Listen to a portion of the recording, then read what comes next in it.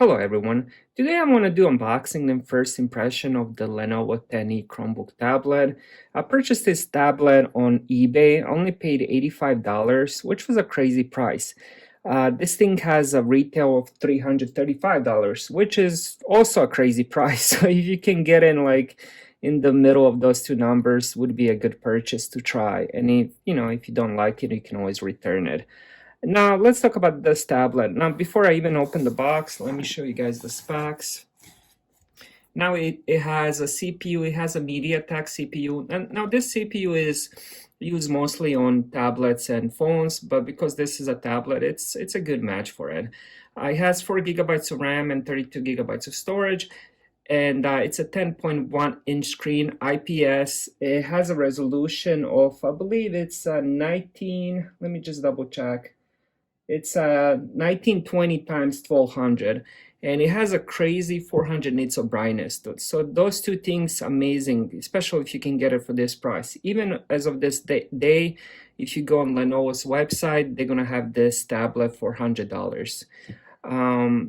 Price seems very tempting, but after I use it, I can give you guys my honest opinion. But for now, price and what the specs, it seems like a very good buy. Now let's open it and see how it looks.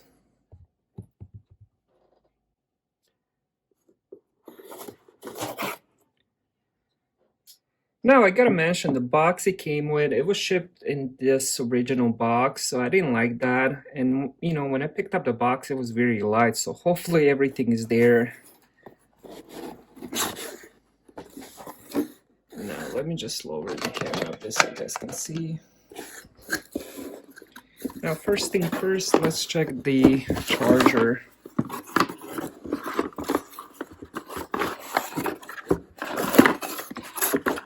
So it's a two-piece charger. Looks mostly like the chargers you get in a tablet or a cell phone.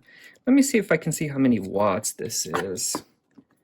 Because I noticed they do have different ones. Oh, it's so hard to see. USB-C.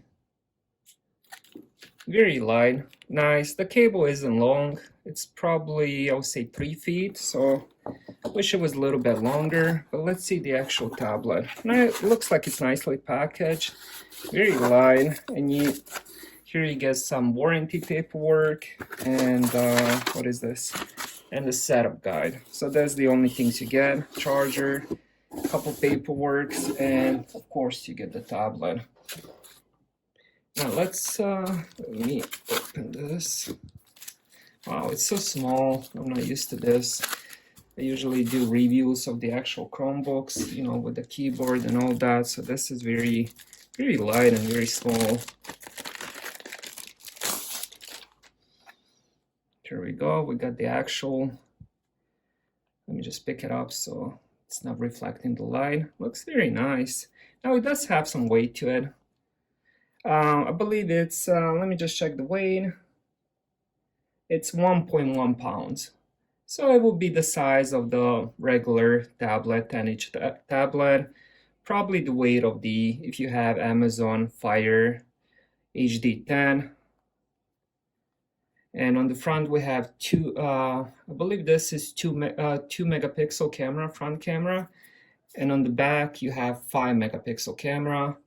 And on the right side you have a USB-C with charger set. We have headphone, microphone, 3.5 millimeter jack. We have the volume buttons and we have the power button. On the bottom we have this is used for the dock. Or if you buy one of their keyboards, you can also attach this to that keyboard. On the left side, we have nothing. On top, looks like speaker grill, so it has dual speakers. And I believe those holes are microphones for microphone. But yeah, this is, it looks like it looks like some kind of slot, but I don't think it is. I believe this is a USB grill. And on the back, as I mentioned, you have the camera, you have this Chrome logo, you have the energy saver, and that's about it. It's a plastic, nicely textured, so it would be nice to hold in hand. The size seems just right, you know, for the tablet. We'll see how this runs Chrome OS. That's the main thing. And the question is, will I need the keyboard and mouse to use this on a daily occasions?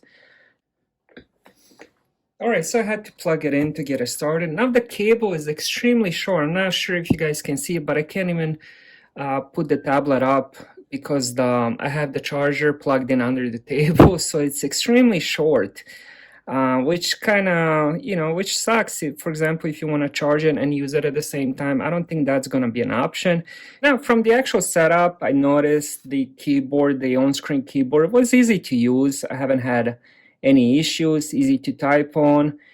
The screen looks beautiful. Let's see the options. Now it's downloading sub updates. Let me scroll up. Now it's on the highest brightness.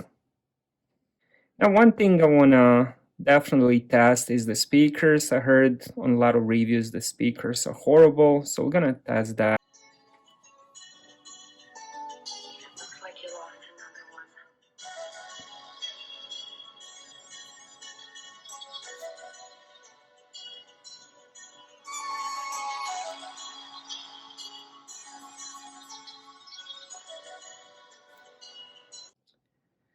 So I went inside the device and I noticed the resolution right now is 1080 times 675. Now let's change it to the native, which is the actual screen resolution. Now we can see it looks, you know, everything looks much smaller. Now I don't think I'm gonna keep it at this resolution, but this would be the native one.